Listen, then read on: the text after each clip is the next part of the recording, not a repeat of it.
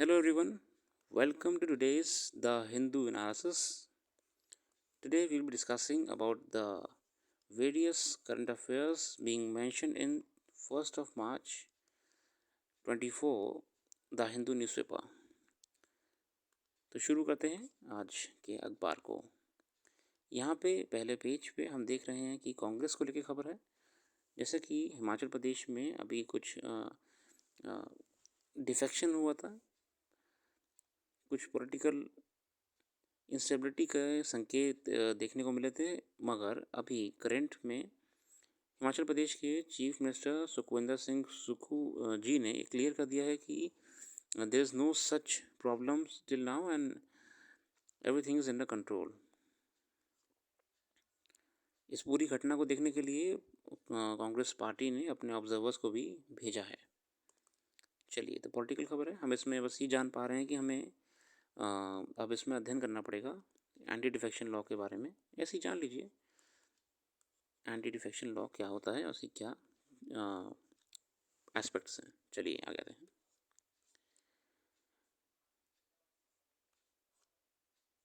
यहाँ पे zoological survey of India ने एक नया सी स्लग ढूंढा है और उसका नाम हमारी जो प्रेसिडेंट साहिबा हैं उनके ऊपर रखा है।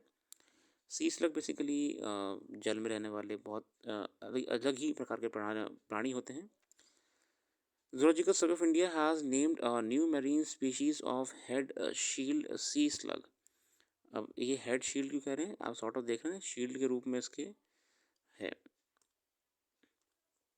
Head shield.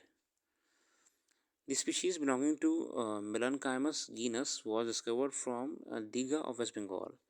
वेस्ट बंगाल में इसको खोजा गया था। The new species of head shield slug, which is found nowhere else in the world, has been named Melanchimus dropdi.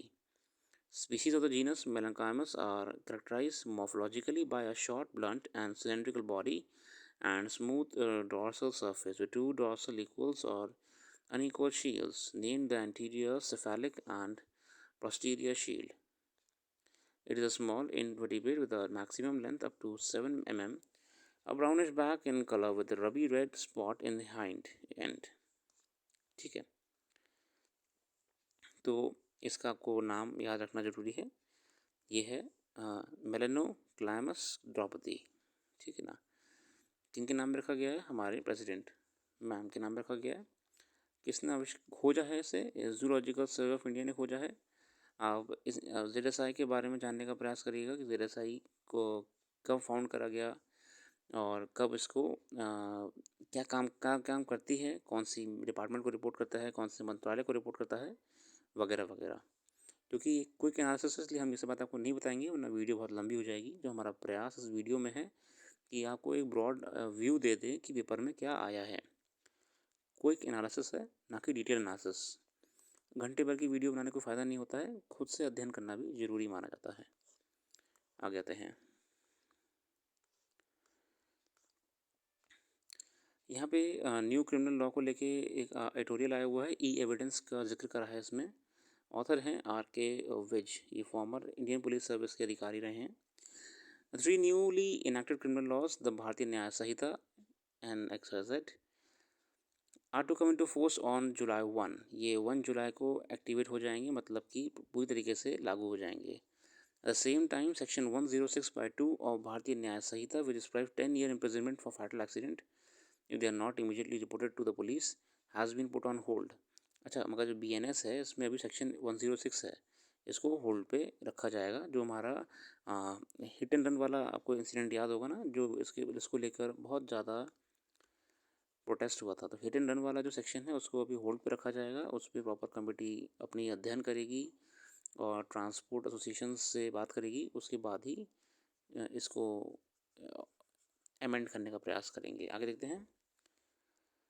The Ministry of Home Affairs and state governments are preparing for a smooth transition while some changes have been made. Clarity on electronic records. There is some precision in the definition sections.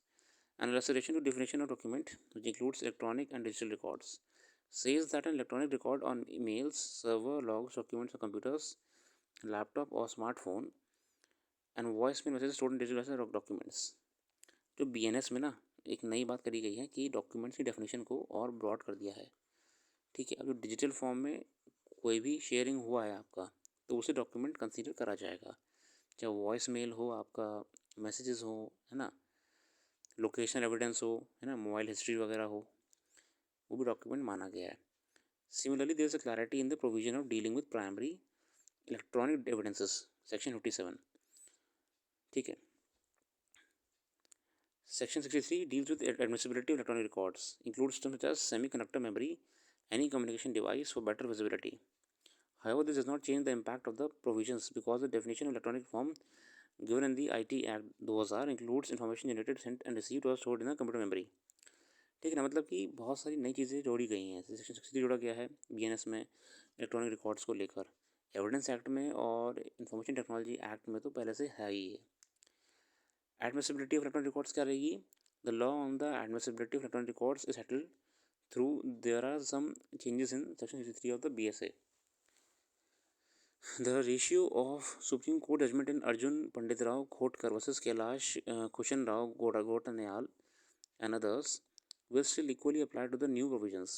In this case, the court held that the required certificate under Section 65BA(4), now Section 63 for the BSA, is sine qua non for the admissibility of electronic records. The other provisions with regard to admissibility or secondary evidence will not apply for electronic record as Section 65B of the Indian Evidence Act. मतलब जो reforms अब लाए गए हैं वो पुरानी judgements के हिसाब से भी इन्होंने क्लैरिफाई रखे हुए हैं कि वो भी इसमें लागू रहेंगे. The court had said that if the required certificate could not be secured from the person in possession of an electronic device, an application could always be made to a judge for the production of the certificate from the person. अगर मान लीजिए जो certificate required है वो अभी भी person से secure नहीं करा गया है, तो वो प्रॉपर उसका एक हम कोर्ट से ऑर्डर लेके हम ये करने के लिए डायरेक्ट कर सकते हैं अगर कोई व्यक्ति मना करता है. The court held that those certificates should generally be submitted with all other documents at the time of filing the police report and latest before the commencement of trial. Non-submission of such certificate in time is a curable defect. Since Section 65B does not speak of the stage at which certificate must be furnished to the court may in appropriate case allow the prosecution to produce a certificate at a later point of time without causing any prejudice to the accused in trial. ठीक है, मतलब प्रयास करे गए हैं बहुत सारे. आ कहते हैं, या पढ़ लीजिएगा. Preparedness to adopt a new format. While expert certification may be held the code and admission of electronic records, it is going to increase the workload of cyber laboratories. जो हमारी CFL labs होती हैं, there is hardly any crime that does not use a smartphone nowadays. Many crimes are also solved with the help of call records and location information. However, if every certificate is to be signed by an expert, the workload will suddenly increase as many cyber labs may not be equipped with sufficient manpower.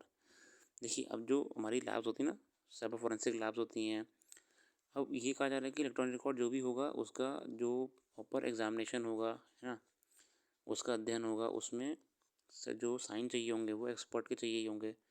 मतलब कि documentation पे हमें cyber labs का requirement बढ़ेगा. इसका मतलब क्या है कि साइबर लैब्स पे वर्कलोड भी बढ़ जाएगा और साइबर लैब्स ऑलरेडी जो है हमारी कम मैन पावर पे काम कर रही हैं, तो ये भी एक चुनौती हमारे सामने है. आगे देखते हैं. Respite. Trump gets relief as the challenges to candidacy recede. Former US President Donald Trump appeared to receive the measure of legal succor from the country's Supreme Court after it agreed to hear in mid-April the arguments for and against his right as an erstwhile serving president to immunity from a federal criminal prosecution for allegedly subverting the 20 presidential election.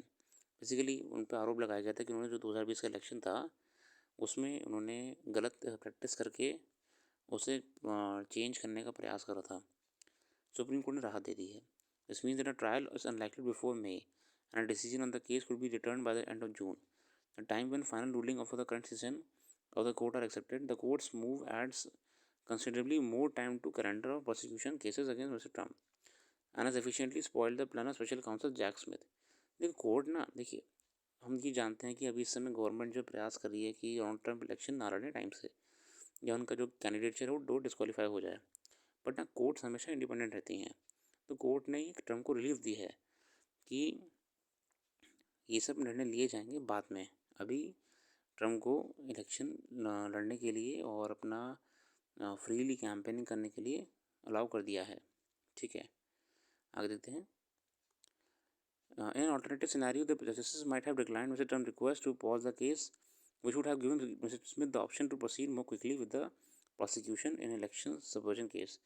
असल में जो यहाँ जिक्र mister Smith का कर रहे हैं, ये जैक स्मिथ सरकारी काउंसिल हैं, और अगर मान लीजिए कि कोर्ट ट्रम्प के फेवर में नहीं जाता डिले करने वाला, तो जैक स्मिथ और तेज़ी से अपना प्रक्रिया आगे बढ़ाते और ट्रम्प को इलेक्शन लड़ने से रोक ही देते।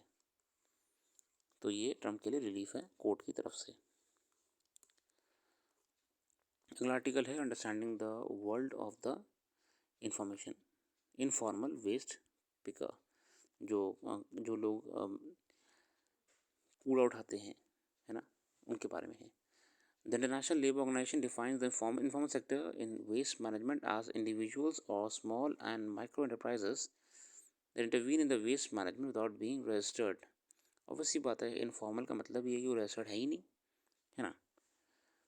अगर हम डेटा पे जाएँ तो while reliable estimates of informal waste pickers are difficult to come by, Center for Science and Environment reported that informal waste economy employs that 0.5 से 2% के लोग यहाँ पे एम्प्लॉयड हैं। Many are women, children and elderly, बच्चे हैं, महिलाएं और बुजुर्ग भी हैं। On an average, individual waste picker collects 60 से 90 किलो वेस्ट अ डे। जो आपका एक व्यक्ति कबाड़ा बीन रहा है, वो 60 से 90 किलो उठा लेता है 10 घंटे के टाइम फ्रेम में। उनकी समस्या क्या है? देखिए, उनको कोई जॉब सिक्योरिटी नहीं है, उनके पास हेल्थ की सुविधा अच्छी नहीं है, खाने की सुविधा अच्छी नहीं है, फूड इनसिक्योरिटी है, रहने की जगह नहीं है, इनकम बहुत कम है। तो ये सब इंटरनेशनल लेबर ऑर्गेनाइजेशन भी देख रहा है। हेल्थ इश्यूज़ बहुत सारे हैं उनके साथ में, है ना।